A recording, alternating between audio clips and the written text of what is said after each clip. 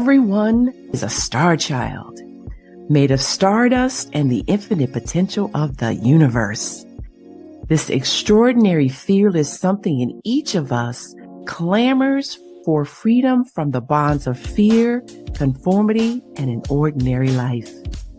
Welcome to Dr. Durr's Living in the Sweet Spot, where practical tools and solutions from the intersection of mind-body medicine, science, and spiritual well-being awaken and empower you to live out your infinite potential, to live life in the sweet spot. We've all heard that stress kills. And here in the United States, Western medicine is really good at acute care interventions, meaning if you get hurt or injured or suffer some kind of physical trauma, Western medicine is excellent at that. But beyond that, Western medicine really is a sick care system that treats symptoms, but not the causes. And so what that means is when it comes to chronic illnesses, it's in other illnesses, it's really treating what I call the fruit and doesn't get at the root. And because it's not getting at the root of what's causing us to be ill, again, we have a lot of chronic illnesses that just, go on. But there's also a number of autoimmune illnesses and unexplained illnesses that are occurring and that are going untreated. So joining me today is my special guest, Dr. Robyn Tiger. Welcome, Dr. Robyn. Thank you. Thank you so much for having me. Oh, you are more than welcome. And I have to say, I'm actually a little excited to have this conversation with you. Yes. because you're doing something kind of new, right? You are double board certified in clinical radiology, diagnostic radiology, but also lifestyle medicine. So that's the part that I'm talking about. That's kind of new. Yeah, it's a newer field of medicine, probably in the last decade or so. And it's a very exciting new field of medicine. Yeah, and I'm hoping it's well, I believe from what I know about it, it's exciting because it addresses the very things that I talked about, right? Which is instead of treating the symptoms, i.e., I call it the fruit, it's getting at the root causes of what's wrong with us in terms of illness. So let me share a little something about your background, which Dr. Robyn Tiger is a lifestyle medicine physician. As I already mentioned, you're double board certified in diagnostic radiology and lifestyle medicine, and you are a physician well-being coach, a podcaster, a speaker, and a CME program creator.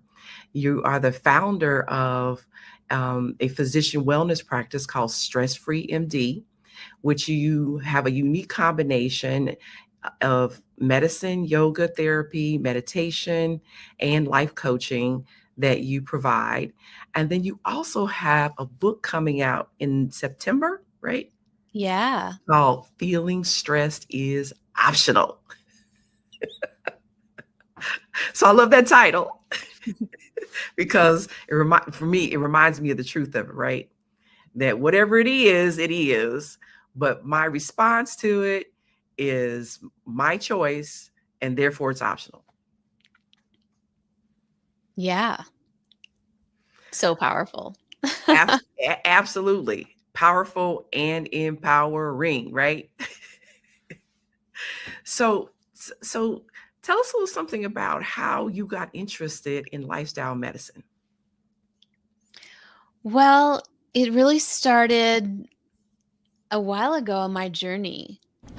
And I like to think about make your mess your message, really. And I consider myself a burnout thriver, proudly so, a burnout thriver physician, because many years ago, I had many symptoms and illnesses that my physician colleagues couldn't really figure out. And each one saw me with, I like to think of it as the horse that has the blinders on, right? Because that's what we're taught in medicine, to really see the individual as the symptom. And I had a pill for an ill, right? So I was taking lots of medications.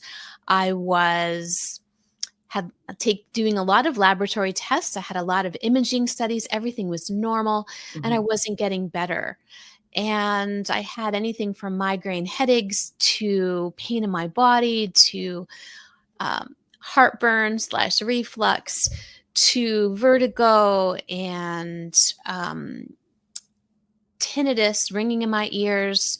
My gums were bleeding, and I had this really strange symptom of paresthesias, which is numbness and tingling in my hands Mhm. and my feet, which was terrifying. I thought that I had a neurologic disease, because what else would I think, right? And Well, you could have been taking Topamax.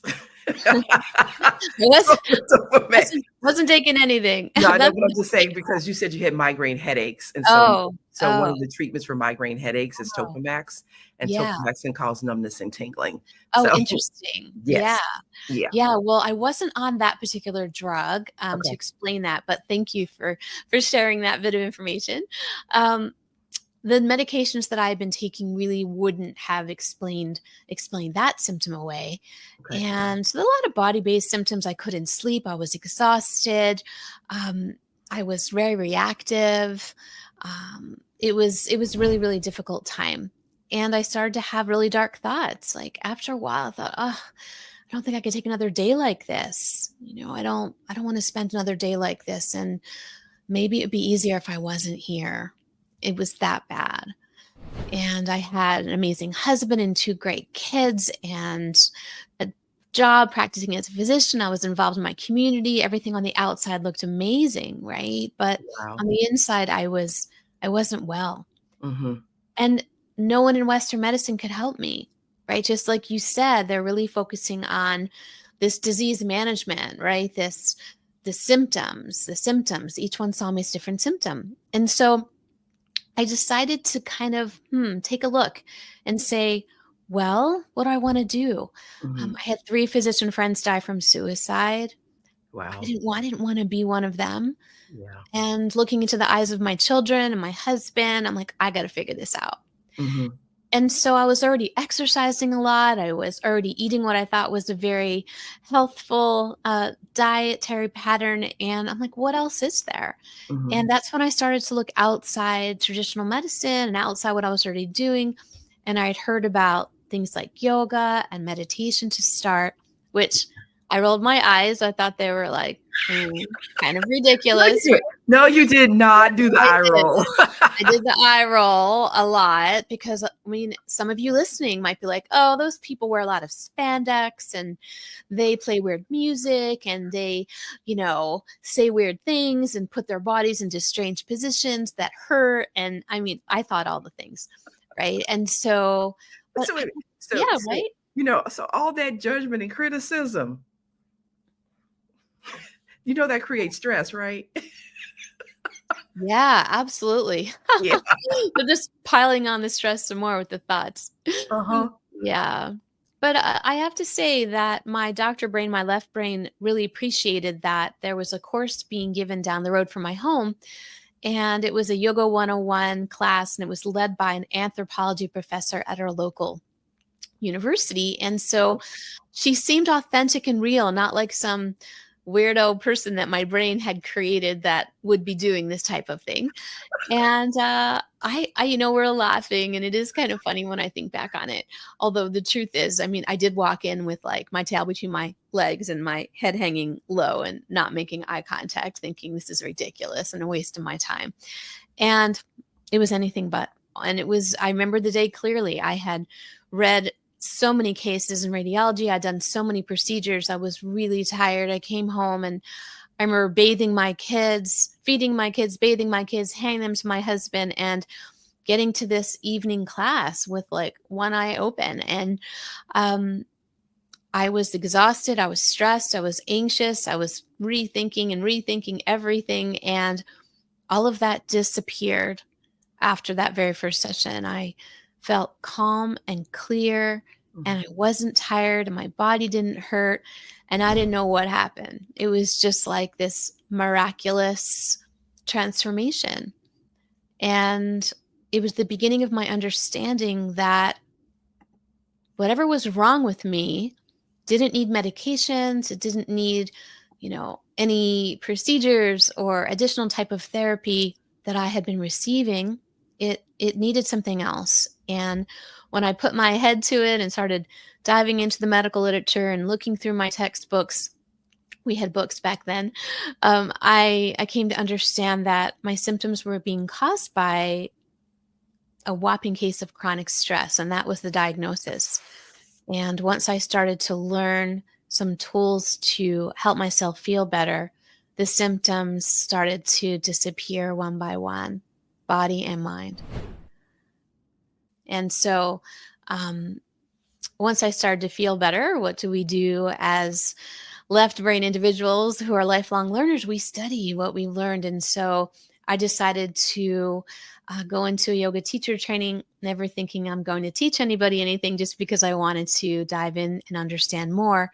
And it was there that I learned about yoga therapy, which is a more advanced training over a 3-year period that allowed me to dive deeper into the tools that I was learning and apply them to help individuals with many different types of symptoms and illnesses and diseases. And so I got deep into yoga therapy, and from there I learned about meditation. And when I found that helpful, I went on to study meditation and did another 3-year certification in a very specific type of meditation called iRest, which was created initially for Walter Reed for our military to help with PTSD. And then I added that to what I was able to educate others in. And then I realized there was so much body-based work that I became an expert in, but then there were thoughts. And being helped by life coaching, I went further and got certified as a life coach so that I could understand how to help others work with their thoughts, putting body-based and mindset tools together. How I got into lifestyle medicine was that being in this stress management, stress expert area, I came upon an individual in my area in Asheville, North Carolina, who is a cardiologist and who was very aligned with what I was doing. And he said, the American College of Lifestyle Medicine needs to know about you. And I said, what is that? And so that was my understanding of this field that was all about everything that I was about. And it was an actual specialty of medicine. So he connected me to education, and the education department really was very warm and excited to meet me and said that we're very weak in our education on stress, and we would love for you to join our faculty and come on board and help create our next board review manual materials. And so that was my introduction to lifestyle medicine, and they asked me to study for the boards, which I also did and became certified. And that's how it happened. And so I added additional education in stress management, in nutrition, in exercise, in sleep, in connection, in avoidance of risky substances, and nature as medicine to what I was already educating others on and benefiting myself as well. So, the thing that I think that's important to acknowledge, because you've mentioned it, is just how many physicians struggle with and suffer from depression and burnout. And I frankly have had, my bouts of depression. I think some of it stemming from the childhood trauma that I experienced. And so I've had intermittent bouts of depression, but then also, being a single mom with an 11-month-old when I started medical school.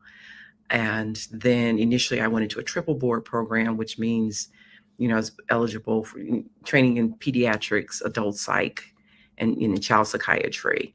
And those first 9 months was just horrible, frankly, for me. Again, I'm a single parent on call every fourth night, working 80 hours a week with a six, then she turned 7 years old. And just at times I would be on the floor and just break out crying in terms of when I was doing peds. And so I was like, you know what, I need to make a change here. And I switched to psychiatry, to general psychiatry, then child psychiatry. But I also remember having times where actually, and this wasn't when I was in training, this was afterwards. And actually, I remember after having my second child, and I would, time to have the thoughts was, again, just this, like this dark tunnel, and, can't see any light. And I would think to myself, well, at least at least it means a freight train's not coming, right? But the thing about that too, again, just kind of thinking, really thinking, well, sometimes it would be just nice not to wake up. And, that's really passive suicidal thoughts. Fortunately, I never, acted on it because I knew what was going on with me. But it's far more common than people realize. Also, you mentioned, losing a couple friends. Again, there's an increased rise in suicide amongst physicians. I certainly have experienced burnout. A few years ago, I actually took a year off, a planned year off, because I was like, I'm burnt. I need a break, and I took a year off, and it's so, and also the suicide is increasing amongst women physicians. So that burnout and suicide, but in addition, you're experiencing that just amongst the general, population as well. So it's far more common than I think people realize in terms of that level, that severity. And so, I'm really happy that we're having this conversation about it today. Yeah, and thank you for sharing your story as well. And for everyone listening, we just want to normalize this, that it doesn't mean it's okay. But if you're feeling any ways that we're describing, you're not alone. Correct. And that, one, help is available if you're willing to seek it, right? There is the suicide crisis line. The national number is 988. If you need some help, you can call, you can text, and I'm just trying to remember if there's another option you have, but I know that you can call, and I know that you can text the 988 number, which is the national suicide crisis number.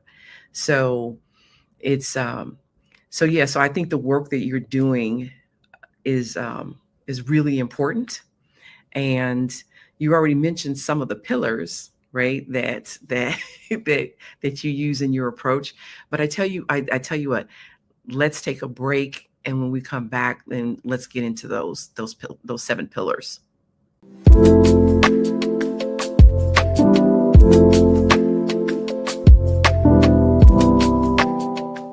Heaven Abounds in You takes you on an inward journey of discovery that dramatically transforms your outward experience of life.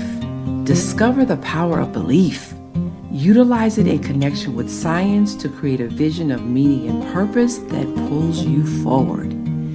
Let go of the meager me to discover the magnificent me. Let go of your painful past and live life free from fear, worry, and stagnation. Experience an abundant universe as you powerfully create happiness, relationships, health, and limitless opportunities. When you heal your mind, all things are possible.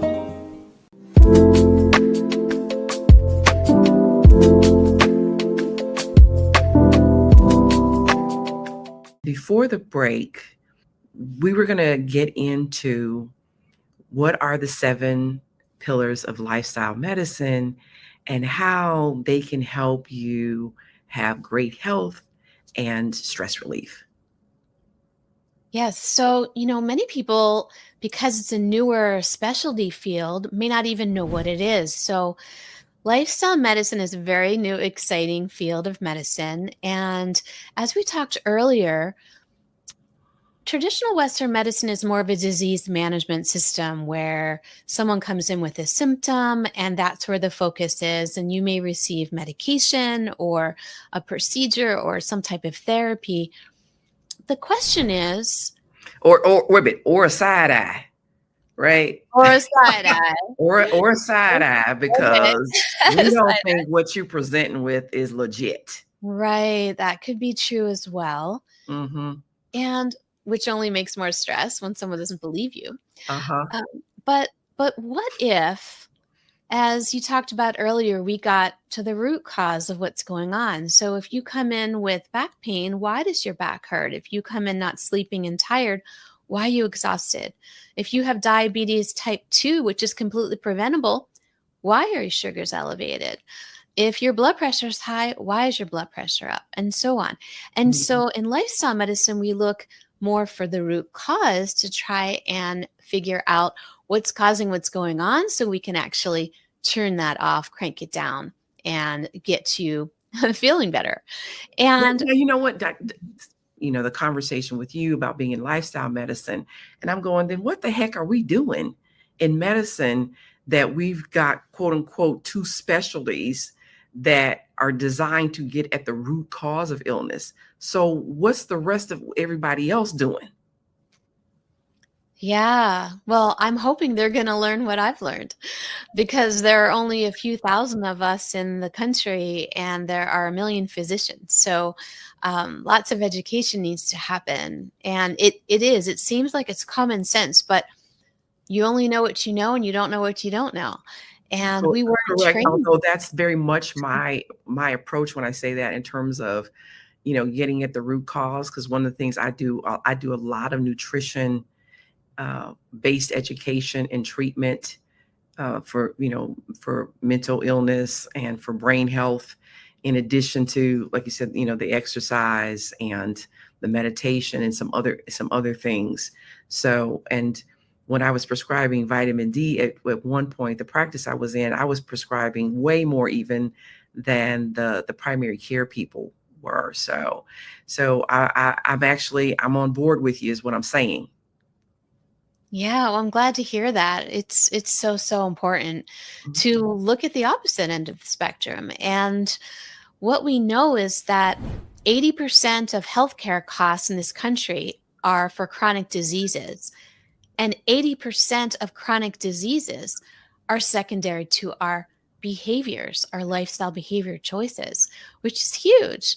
And so when you recognize that you have the power to determine your own health, your health span, how healthy you are, as well as your lifespan, how long you live based upon your behavior choices. Right. But I also think, though, it's important that while we again talk about that people have the power to make choices, because that is a very important aspect of it, that we want people to feel empowered and know that you are making choices that either contribute to health or contribute to illness. It's also important to acknowledge that sometimes those choices that they have are limited. So if you live in a community that's a food desert, then and you don't have transportation to get really far outside of that community, then your choices for good healthy foods are very limited. And even in the context where you have choices, there's so much of our food is, it's well over 60%, maybe 69% or something like that, of the food actually in our stores is actually considered non-food, meaning they provide calories, but they don't really provide much nutrition. Yeah, I believe that. hmm Yeah. That is one pillar of lifestyle medicine, which is nutrition, healthful nutrition, eating as many plants as you can in their whole form, not processed. Fruits, vegetables, grains, beans, legumes, seeds, and nuts. And stress management, keeping your stress level down is another one. You So, mentioned Dr. Robyn, just really exercise. quickly, when you say in terms of whole food, does that mean raw vegetables, or what does that mean when you say whole? Whole means that they haven't been broken down and mixed with chemicals, for example. So an apple Mhm, is its wholest form. mhm. Then you have applesauce Right. when you mush the apple. And then maybe from applesauce, you are creating apple candy.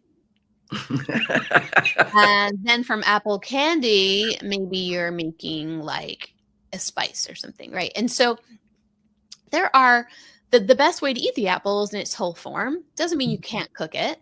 Mhm. But as we go on along the stream, we've got the whole apple and then we've got the gummy bear, you know, and, and so, you know, we want to eat the apple in its wholest form without chemicals, without added sugar, without saturated fat, without trans fats, without all of these things that are really, really bad for our bodies and hurt us and cause illness. Mhm. So we try and eat as much as possible foods in their wholest form, and they don't have to be raw. They can be cooked, but just without added ingredients to make it unhealthy to cause symptoms, illnesses, and diseases. Okay. Sugar. Give me some Added sugar. sugar. The sugar of the apple is good sugar, right? The sugars that are naturally in fruits are good for you. Yeah. It's the added sugars that we are watching and being careful of. And sugars added in so many things that we don't think about. Mhm. So eating foods in their wholest forms, eating as many different colors, eating the rainbow, getting lots of phytonutrients, the big word, which means lots of amazing nutrients in these plants with lots of colors, really, really good for your health and well-being. So we talked about stress management and we talked about nutrition and moving our bodies, exercising, um, watching your sleep, making sure you're getting nourishing sleep. Sleep is medicine. So And hold on then, before you so because you know what? These pillars are really important. Mhm. So I just want to dig into them a little bit. So when you're saying exercise, so how much exercise and what type of exercise are we talking about? Yeah, so the standard is recommended that we get 150 minutes of moderate intensity or 75 minutes of vigorous exercise per week. And so you may be like, well, what's this intensity thing?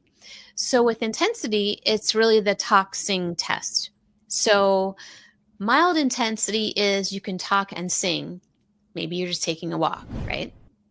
Moderate intensity is you can talk, but you can't sing.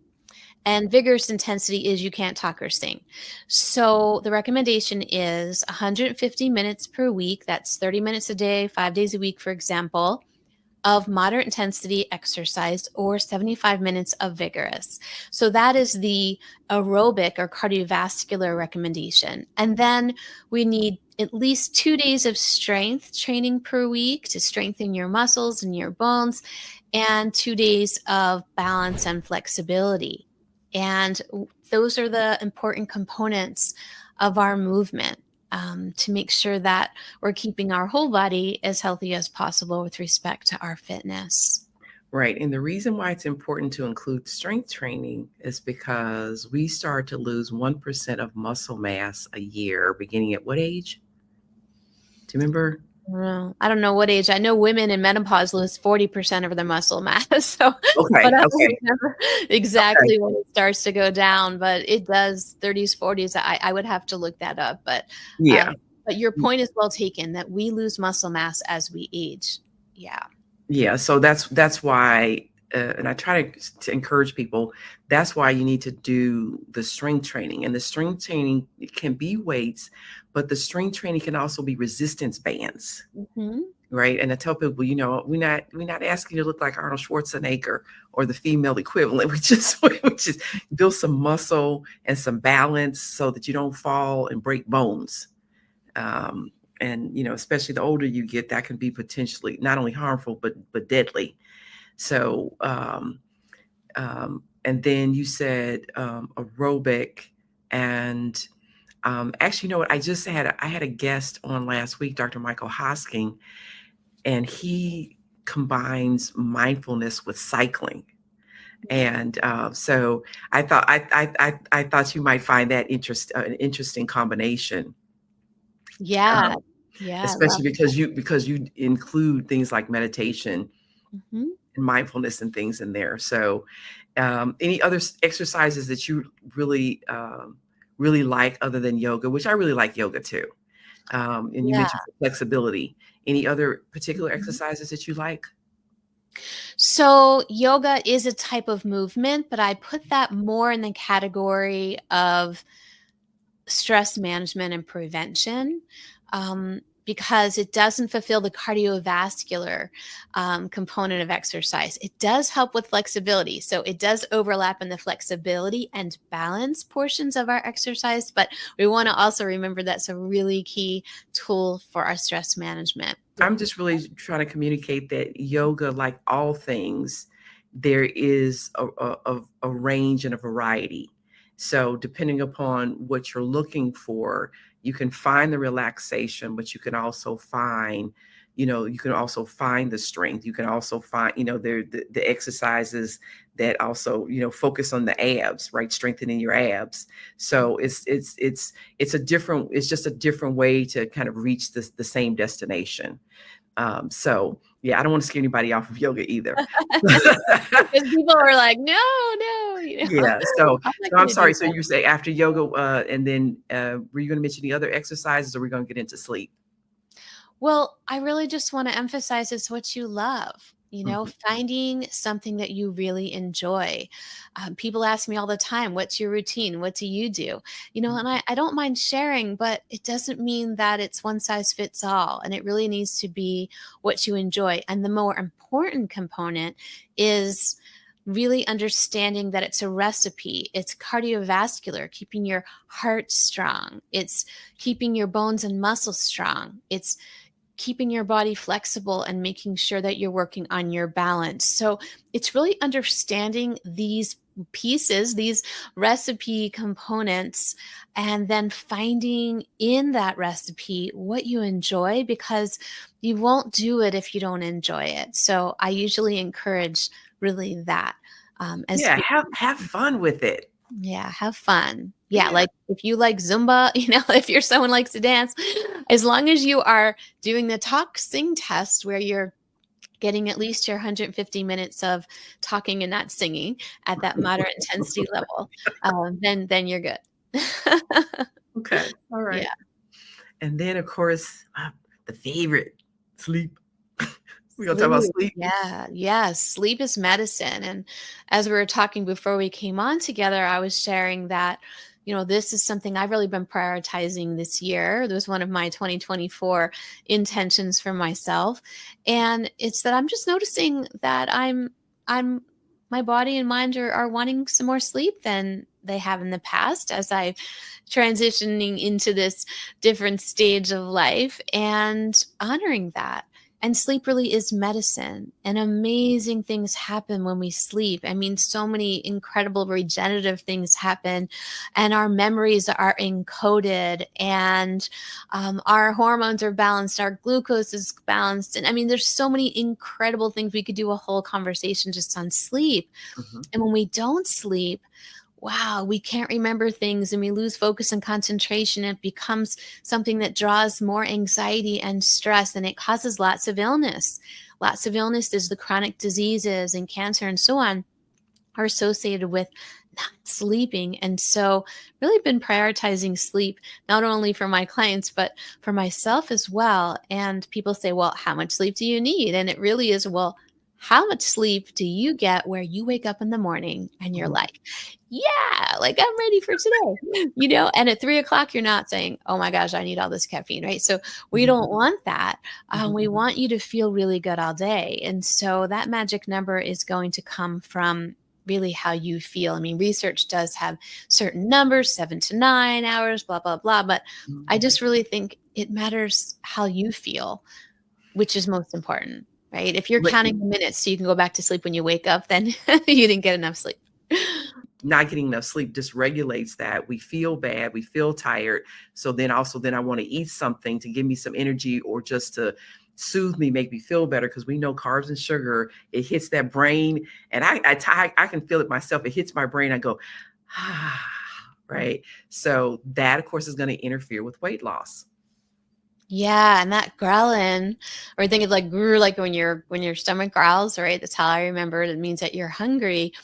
You're right. The hormones are not regulated well, and when you don't get enough sleep and your ghrelin level is not where it needs to be and your leptin level is not where it needs to be, you actually eat as much as 300 more calories the next day, which is a lot. Really? Yeah. Okay.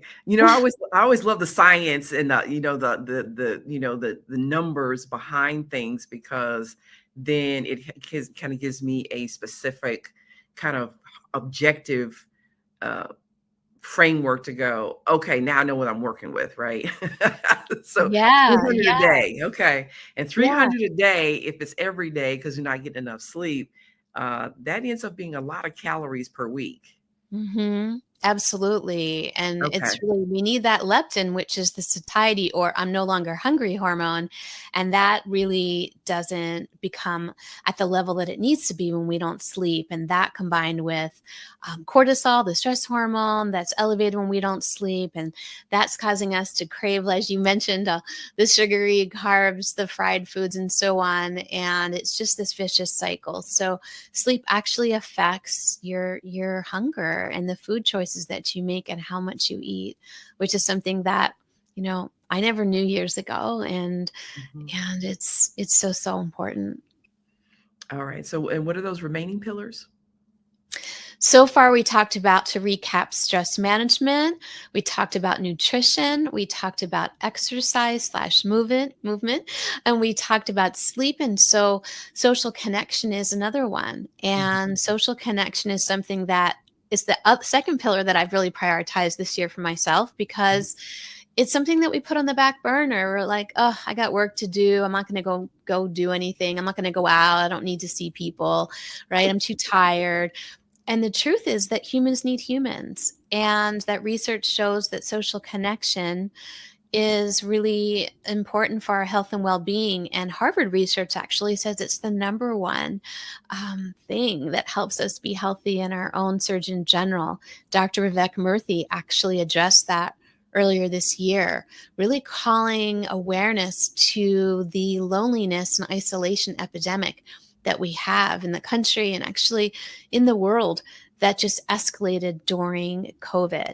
And so we Yeah, really need. last year he said that the loneliness epidemic is in quote pressing global health threat. Mhm. Yeah, and as a radiologist, I appreciate the research when the brain is imaged, and we Mhm. have what's called functional MRI imaging, where we understand what parts of the brain are functioning during certain times, during certain feelings and emotions. And what they found is that when individuals are isolated and feeling lonely, the same part of the brain is functioning as the sensation of pain in the body. And Mm, that's why isolation and loneliness is actually painful. The same part of our brain is being utilized as if we're feeling pain in our body. And that to me was like a big aha moment. And that's why it's so painful. And that's why it's so important that we address that. And so picking up the phone, texting, calling, making time to meet with friends and family, getting out there and volunteering in mhm, something that brings you joy, meeting new people, mhm, really prioritizing social connection is so important. So that's the next pillar. mhm. And then we talk about risky substances, which I like to group under the umbrella of escapes. And those are all those things that you do to not feel the thing you don't want to feel, to not have the emotion that you don't want to have, right? And so that could be risky substances such as over drinking, utilizing recreational drugs, smoking cigarettes. It could be overeating. It could be over exercising. It could be over shopping, over scrolling on social media. And there are lots of things that you do to not. Plastic surgery. Plastic surgery, right? Yeah, plastic surgery could be one. I have a client who is over gardening, right? Like over needle pointing. I mean, whatever it is, it's like, I don't want to feel that horrible emotion. I don't want to deal with it. So I'm going to do this other thing instead. Over organizing your house. I mean, you name it. You can start to think about, what are the things that you do that are not really healthy. And it might seem like it's a healthy thing, but when you do too much of it, it becomes unhealthy. And it could be something like risky substances as well. So we focus on being aware of We just outright just call sugar a risky substance.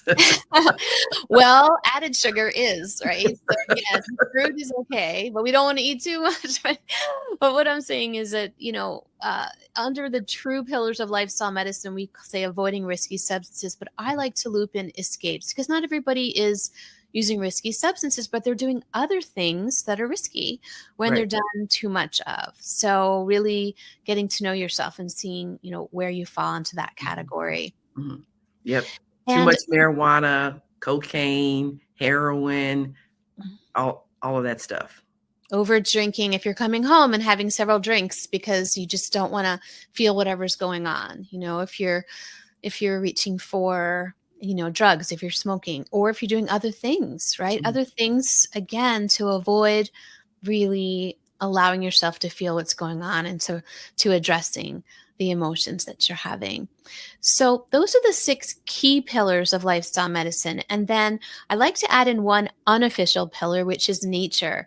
And my dear friend and colleague, Dr. Melissa Sunderman, who I lead coaching programs and retreats with, she's known as Dr. Outdoors. And we focus on nature as medicine because we actually understand that being outside is so, so good for us. It decreases our stress and anxiety, it decreases stress hormone cortisol, it elevates our immune response so that our immune system can function better. It decreases depression. It helps us with our mind, focus, and concentration. And so really making sure that we're getting outside. I think not over 90% of the time we are indoors. And so we want to make sure we get outside and soak in all of that really good nature.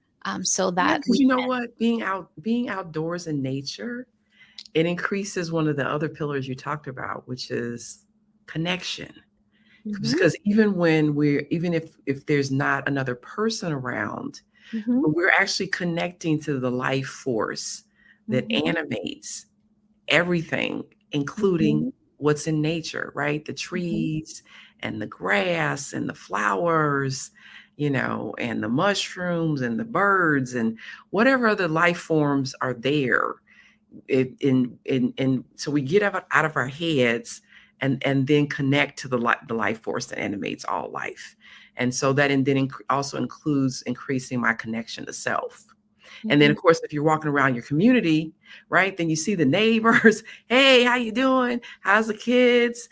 See y'all with the dog. Oh, we got a new such and such graduated. So yeah, absolutely. Yeah.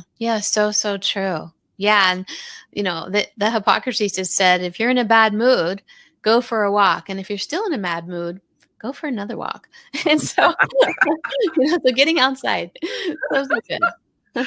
All right, then. So I tell you what, we're going to go ahead and take another break. And then when we come back, we're going to get into some things that we could do differently and how our thoughts actually influence our stress as well.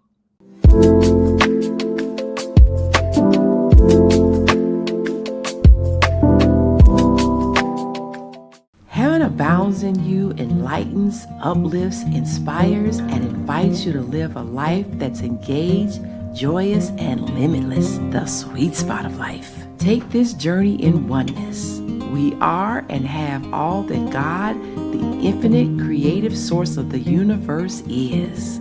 You are infinite potentiality, and the kingdom of heaven is within you. Heaven abounds in you.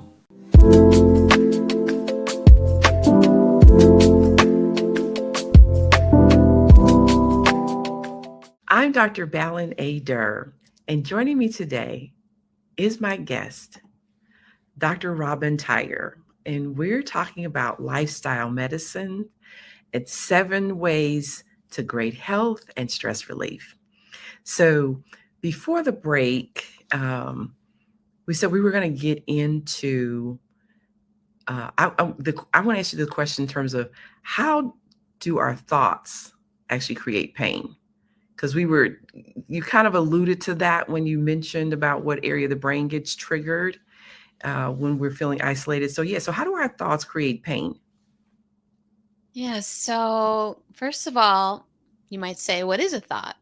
Right. So, thought are the words our brain tells us. Hmm. Right. And so, we have about 60,000 thoughts per day. Most of them are not so nice. And many of them And are then on the National Science Foundation says that 95% of our thoughts are repetitive, 80% of our thoughts are negative. So Well, yeah. there you have it, right? They're on repeat. And Mhm, then and they're terrible, so that's not very many thoughts that are actually patting you on the back. They're just beating you up all day. And mhm. they're anything from, I am this, I am that, right? I'm not smart enough, I'm not good enough. That person's better than me, that person's prettier than me, that person has more than me. I shouldn't have done this, I should have done that. What if I did it differently? My Uh, let me know, my thighs, my right? my whatever, my money, my hair, yeah, all kind of stuff. Yes, all day long. Mhm. And you're having this internal dialogue. Do you ever notice that you're actually answering yourself when you're saying something and then you're answering yourself and back and forth? And so And just as long as you this don't do it out loud, you're okay. yeah, yeah. But if if someone else heard you, maybe it would help because you'd realize somebody could really call you out on it and be your mirror. Uh-huh. But the truth is that those thoughts are incredibly stressful. And when we have stressful thoughts, our brain doesn't know the difference between a real thought and something your brain's just telling you. It could be real or imaginary, but your body reacts the same way. So, the stress response, which is the part of your brain that sets off it's called autonomic. I like to think of automatic nervous system has the stress and relaxation response. The stress response gets turned up, Mhm. way up. And lots of things that happen when you're feeling that stress response is if you're getting ready to run away from that wild animal. But the truth is, there's no wild animal. It's just something your brain's telling you, some of those not so nice thoughts. The same things happen in your body as if you needed to run away from that animal. And things like tension, right? Your shoulders come up, you get hunched a little bit, right? You're ready, your legs engaged, everything's engaged, right? But you're not actually running away from anything, but you Mhm. think you are, Mhm. right? So your body tenses up and everything hurts, right? And your heartbeat, you get palpitations, you might feel sweaty, your body can feel hot, you might start to sense some reflux, right? Some of that heartburn might occur. What are the things? Think about it when you are feeling stressed that happen in your body. So many things. And it becomes a cascade of events where then that just turns into you not feeling well, right? Not sleeping well. Your immune system doesn't work right. Your digestive system doesn't work right. You might have diarrhea or constipation. You might start to feel low self esteem, depressed, have mood swings, be really reactive, wishing you could take away some things you were saying, wishing you could reverse some things that you do, right? And so our thoughts actually determine how we feel, our emotions, how we show up, and the results that we create. But ultimately, these thoughts, which are stressful, are then creating stress in our body. And that shows up in many different ways. So it shows up as pain. It shows up as, um, there's a saying that emotional disease over time becomes physical disease Mhm, because of the chemicals and the hormones that are mhm. being released and act upon the body, um, you know, consistently and chronically over time. So that's why that happens. Yeah. So we've in this. last minute or so, if you could tell us just, I know you kind of have a uh, bottom to top approach, and then also how people can get in touch with you, because it's that approach is connected to, again, the thoughts that we think in terms of how we're going to get well. So your bottom to top approach, if I'm saying it correctly. Yeah, so what I understood, and it's really that journey that I described early on about the Mhm, tools that I learned, and even in the order in which I learned them to feel better, mhm, is that we can't think a thought and feel a feeling in our body at the same time. mhm, We can't think a thought and feel a feeling in our body at the same time, which works to our advantage. So when we're having those 60,000 thoughts, not so nice, storming around our brain, it's really hard to work with any of them and to get a handle on what's going on. So when your heart's palpitating, when you're feeling hot and stressed and tight and anxious and sweaty, we need to get all of that under wrap first before we can work with our thoughts. And so, bottom up means getting the nervous system balanced, or what we say in homeostasis, which means our stress and our relaxation responses are friends and they're working together and they are balanced. We don't have all of this excess stress response happening and all of these extra stress hormones floating around. So, first, bottom up means let's work with tools to feel calm and balanced in our body. And then we can do our mindset work, our life coaching, our top down tools to figure out what's going on with our thoughts and to change the ultimate results that we create with our thoughts in our life. Yeah, and I've heard you say before too that without the body being calm, then it's difficult to do the work up here. Mhm. Yeah. I mean, think about it. When you're really angry about something and you're just steaming and you're tense and you're just ooh, right? When you're like in that wigging out stage, how can you possibly pay attention to anything your brain is offering you so much, right? And so our brain is not clear. It's mindful, 2 words, Mhm, not mindful. And when it gets to the point where we can be mindful, 1 word, uh-huh, and really, really understand what's going on. But first, we need to feel calm in our bodies mhm, to create that space in our mind. Then we can start to actually work with our thoughts. And so it really helps to really work from our body first mhm. to allow us to then address our thoughts in our mind. Okay. And then how can people get in contact with you? Yes, so on my website, stressfreemd.net, you'll find lots of information about me. My podcast, the Stress Free MD podcast, is there.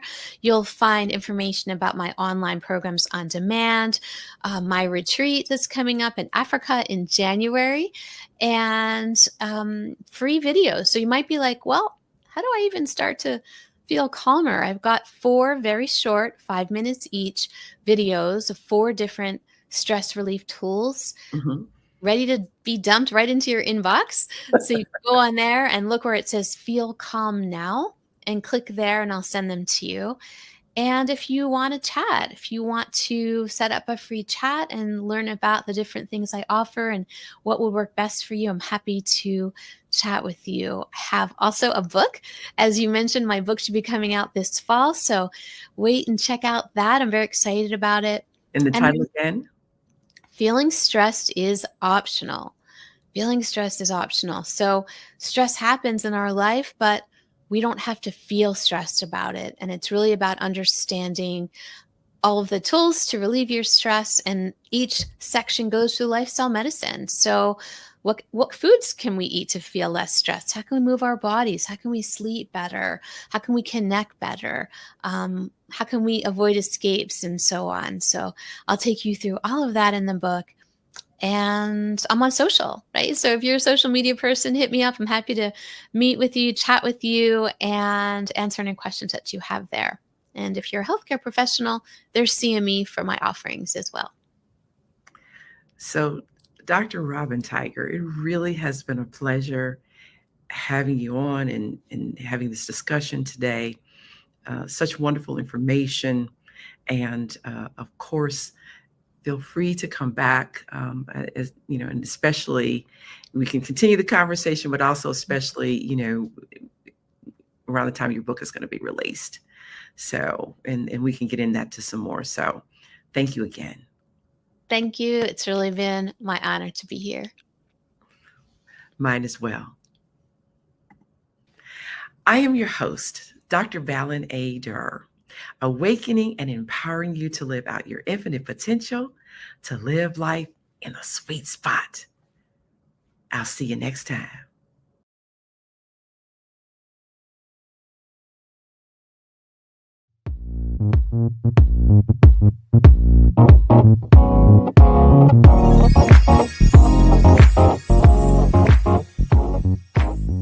Thank you for joining us today in the sweet spot. Share, follow, and like us on social media.